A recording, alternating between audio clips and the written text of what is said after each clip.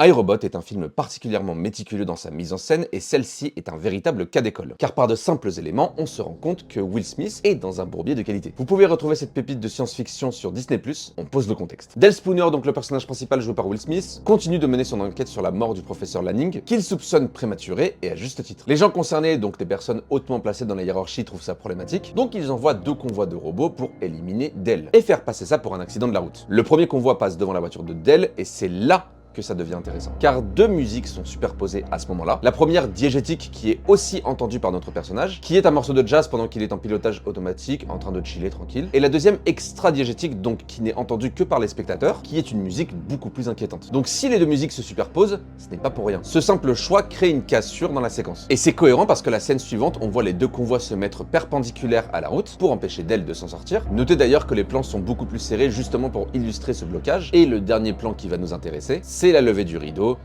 sur lequel est écrit les 3 lois de la robotique. Je rappelle les 3 lois au cas où. Un robot ne peut porter atteinte à un être humain. Un robot doit obéir aux humains sauf si ça rentre en conflit avec la première loi. Et enfin, un robot doit protéger son existence sauf si ça rentre en conflit avec la première et la deuxième loi. Bref, des lois censées nous protéger de ces robots. Donc avec cette levée de rideau, ces lois sont complètement supprimées. Les robots vont donc attaquer la voiture de Dale. Ce n'est pas la seule scène que je trouve hyper intelligente dans ce film. Je repense également à celle où Dale discute avec Lanning, où on se rend compte que depuis le début, il parle avec un hologramme. Dites-moi ce que vous en avez pensé dans les commentaires. J'attends vos retours et on se dit à demain pour une nouvelle vidéo.